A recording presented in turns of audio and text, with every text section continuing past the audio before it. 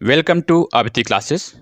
एक बार फिर से आप सभी के लिए यूपी टेट पेपर फर्स्ट का एक बाल विकास एवं शिक्षा शास्त्र का एक मॉडल पेपर लेके आए हैं। आज ये मॉडल पेपर आपके आने वाले यूपी टेट पेपर फर्स्ट के लिए बहुत ही उपयोगी साबित होगा। देखते हैं आज का जो पहला प्रश्न है, और चलते चलते आप चैनल को सब्सक्राइब जरूर कर लिया करिए। देखते हैं पहला प्रश्न। पहला प्रश्न है कि थार्नडाइक के सीखने के सिद्धांत को किस नाम से नहीं जाना जाता। तो देखिए, सीखने के सिद्धांत को हम संबंधवाद का सिद्धांत कहते हैं, प्रयत्न एवं भूल का सिद्धांत है और उद्दीपन प्रतिक्रिया का सिद्धांत है। लेकिन वहां पर अनुकूलित अनुक्रिया का सिद्धांत नहीं है। अनुकूलित अनुक्रिया का सिद्धांत नहीं है किसके द्वारा? थार्नडाइक के द्वारा।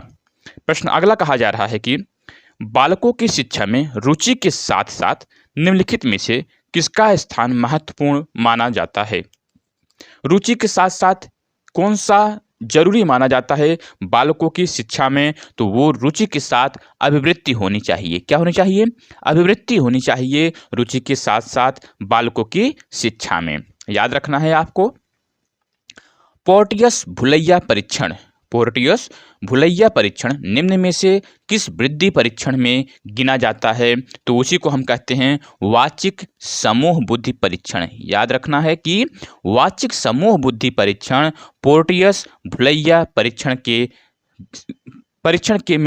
में गिना जाता है ना। आगे देखते हैं, किशोरों की सबसे नाजुक एवं संवेदनशील समस्या क्या होती है? कौन सी अवस्था में? किशोरावस्था में जो सबसे नाजुक एवं संवेदनशील समस्या होती है वो यह है कि यौनावस्था, है ना। यौन जो है वह नाजुक एवं संवेदनशील समस्या होती है किशोरों में, है ना।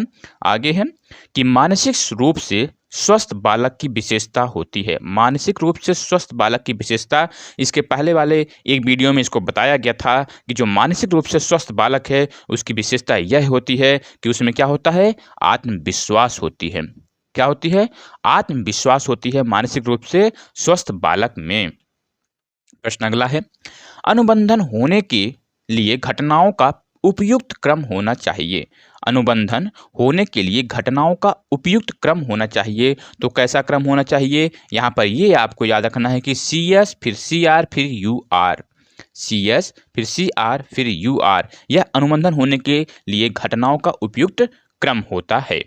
अगला कहा जा रहा है कि कोठारी आयोग के कार्यकाल की अवधि क्या थी? तो जो कोठारी आयोग का जो कार्यकाल था उसको किस अवधि में रखा गया था? तो वो था 1964 से 1966, 1964 से 1966, ये था कोठारी आयोग के कार्यकाल की अवधि। आगे कहा जा रहा है कि मनोविज्ञान शाला उत्तर प्रदेश में स्थित है। तो मनोविज्ञान शाला उत्तर प्रदेश में कहाँ स्थित है? तो वो इलाहाबाद में है। कहाँ पर है? इलाहाबाद में स्थित है मनोविज्ञान शाला उत्तर प्रदेश में। आगे देखते हैं, शिक्षण प्रक्रिया के दौरान उदाहरण देने का क्या लाभ नहीं है? तो शिक्षण प्रक्रिया के दौरान उदाहरण देने का क्या लाभ नहीं है? तो वह जो है हम यहाँ पर देखते हैं कि पाठ की सज्जा हेतु आवश्यक, यह गलत यहाँ पर दिखाया गया है ना। यह जो है कोई लाभ नहीं है। पाठ की सज्जा हेतु यहाँ पर यह गलत दिया गया है, जबकि यह पाठ में रोचकता लाता है। क्या? शिक्षण प्रक्रिया के दौरान उदाहरण क्या करता है? रोचकता लाता है। और पाठ का मुख्य बिंदु समझाने हेतु किया जाता है। उसके बाद बालकों के ध्यान को केंद्रित करने हेतु क्या किया जाता है? उदाहरण दिया जाता है पढ़ाई के समय, शिक्षण के दौरान। प्रश्न अगला है, पूर्व प्राथमिक कक्षाओं में बालक के समायोजन संबंधी कारक हैं। तो बालक के समायोजी संबोधन जो कारक होते हैं, संबंधी कारक होते हैं, उनको हम किस में रखेंगे? उनमें अलग अलग बालकों के साथ खेलने की प्रवृत्ति का विकास करना।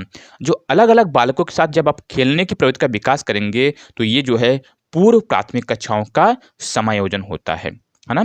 आगे है, किसी बालक का साक्षात्कार लेते समय साक्षात्कार लेने वाले के लिए आवश्यक है कि जो, यानी कि साक्षात्कार जो ले रहा है उसके लिए यह आवश्यक है कि बालक अपनत्व का अनुभव करे। जब वह अपनत्व का अनुभव करेगा तब वह जो है बेहतरीन तरीके से आपको अपने बारे में बताएगा, है ना। तब आप जो है उसको अच्छी तरीके से समझ सकोगे जब बालक जो है अपनत्व का अनुभव करेगा आपके सामने। अगला प्रश्न है, अध्यापक की सर्वाधिक उपयुक्त उपमा दी जा सकती है। तो उपयुक्त उपमा जो है किसकी दे सकते हैं? तो वहाँ पर हम एक माली से, है ना, एक माली क्या करता है?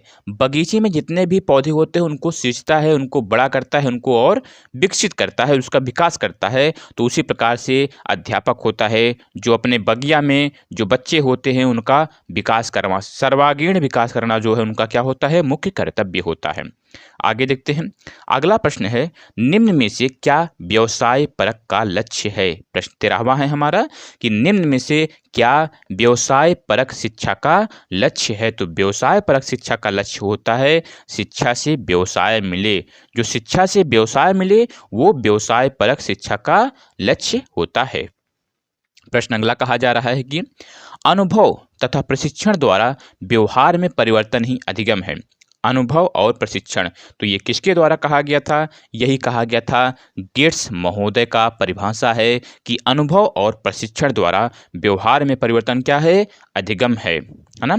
आगे देखते हैं। अगला प्रश्न हमारा है कि आदर्शवाद में सबसे महत्वपूर्ण क्षेत्र क्या होता है? तो आदर्शवाद में जो सबसे महत्वपूर्ण क्षेत्र है वो है उद्देश्यों का क्षेत्र। कौन सा क्षेत्र है? उद्देश्यों का क्षेत्र है आदर्शवाद में सबसे महत्वपूर्ण क्षेत्र।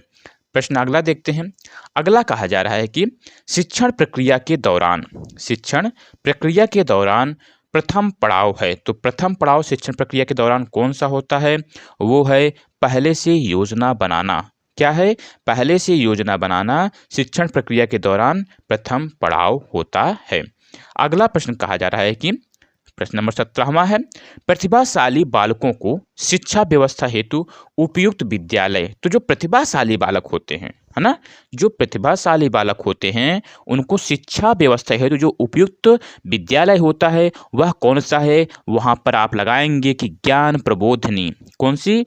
ज्ञान प्रबोधिनी विद्यालय जो है प्रतिभाशाली बालकों को शिक्षा व्यवस्था हेतु उपयुक्त विद्यालय है। आई होप कि आप सभी को समझ में आ रहा होगा, है ना। हर एक प्रश्नों को अच्छी तरीके से गौर करके अच्छी तरीके से लर्न करें, उसको अच्छी तरीके से समझें, है ना। आगे है कि ब्रेल लिपि का प्रयोग किस तरह के बालकों के शिक्षण हेतु किया जाता है? तो जो ब्रेल लिपि होता है, तो ब्रेल लिपि का यूज कहाँ पे करते हैं? जो बच्चे अंधे होते हैं वो अंधे बालकों के लिए ब्रेल लिपि का प्रयोग किया जाता है। ब्रेल लिपि का प्रयोग अंधे बालकों के लिए किया जाता है ना।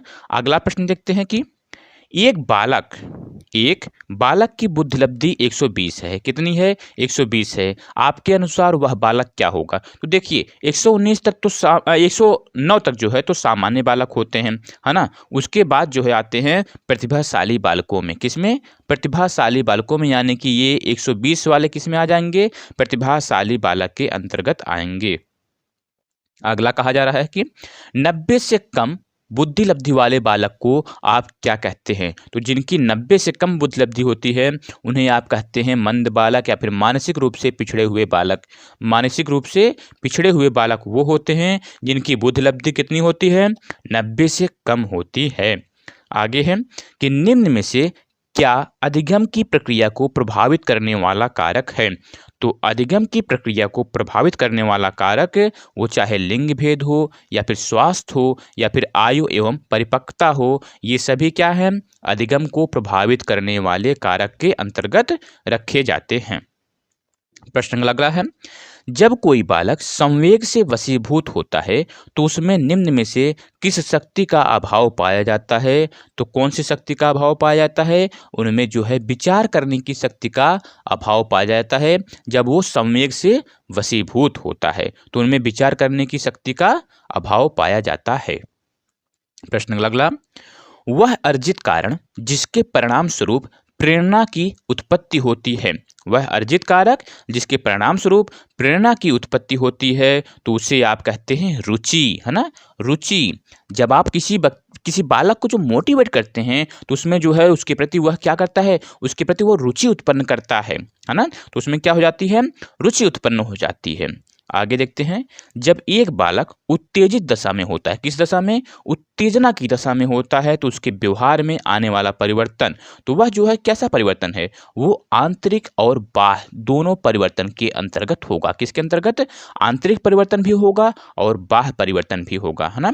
वो मानसिक और शारीरिक रूप से परिवर्तित हो जाएगा जब वह बालक उत्तेजित दशा में होता है। प्रश्न अगला कहा जा रहा है यहाँ पर कि कक्षा कक्ष में शिक्षण प्रक्रिया के दौरान अनुशासन के निर्माण के लिए निम्न में से किस पर जोर देना आवश्यक है? किसके लिए? अनुशासन के निर्माण के लिए। तो वह क्या होना चाहिए? बालकों की उन आवश्यकताओं की पूर्ति करना जिनके फलस्वरूप दुर्व्यवहार की उत्पत्ति होती है। तो उस समय हमें क्या करना चाहिए?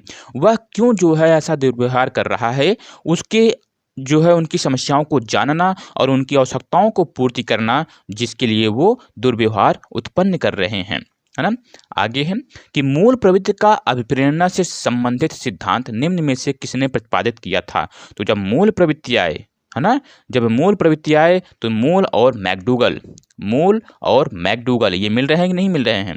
मूल मैकडूगल, है ना। तो मूल और मैकडूगल, तो मूल प्रवृत्ति का प्रेरणा से संबंध जो है मैकडूगल से है। किससे है? मैकडूगल से है। क्रम के अनुसार शैक्षणिक योजना निर्माण का प्रथम चरण, क्रम के अनुसार शैक्षणिक योजना निर्माण का जो प्रथम चरण होता है वो होता है शिक्षा के उद्देश्यों का निर्धारण करना। पहले क्या करेंगे? शिक्षा के उद्देश्यों का निर्धारण करेंगे। शैक्षणिक योजना निर्माण का यह प्रथम चरण है। जीवन में सफलता प्राप्त करने के लिए आवश्यक है, तो जो जीवन में सफलता प्राप्त करने के लिए क्या आवश्यक होता है? वह परिस्थितियों से सुंदर समायोजन करना।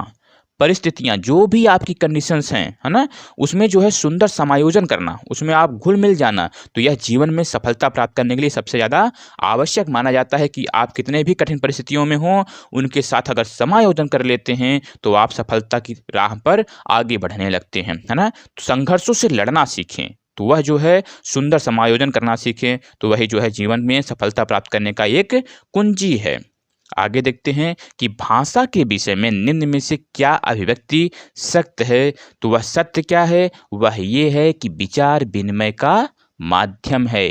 विचार विनिमय का माध्यम क्या है? भाषा। भाषा क्या है? विचार विनिमय का माध्यम है ना। और इस प्रकार से अब हम धीरे धीरे पढ़ रहे हैं अपने अंतिम प्रश्न के ऊपर। प्रश्न नंबर है 30 और आई होप कि आप सभी लोग जो है इस चैनल को अभी तक क्लासेस को सब्सक्राइब जरूर कर लिए होंगे। आगे देखते हैं, अगला प्रश्न है हमारा, अंतिम प्रश्न है आज का कि पाठ्यक्रम से संबंधित शिक्षा के सामान्य उद्देश्यों के विषय में निम्न में से क्या तर्क प्रस्तुत किया जाता है? तो वह क्या तर्क प्रस्तुत किया जाता है? तो वह तर्क है कि बालक को नागरिकता एवं सामाजिक कुशलताओं का प्रशिक्षण प्रदान किया जाए। बालक को नागरिकता एवं सामाजिक कुशलताओं का प्रशिक्षण प्रदान किया जाए। यह क्या होता है? यह जो है पाठ्यक्रम से संबंधित शिक्षा के सामान्य उद्देश्य हैं। सामान्य उद्देश्य क्या हैं? कि बालक को नागरिकता एवं सामाजिक कुशलताओं का प्रशिक्षण प्रदान किया जाए। तो इस प्रकार से आज का यह वीडियो यहीं पर समाप्त होता है। बाल विकास एवं शिक्षा शास्त्र का यूपी टेट पेपर फर्स्ट के लिए यह जो है बहुत ही महत्वपूर्ण साबित होगा। और हमेशा आप लोग इस चैनल पर बने रहें, चैनल को सब्सक्राइब करें, वीडियो को लाइक करें और कमेंट करके बताएं कि यह वीडियो आपको कैसे लगा। धन्यवाद।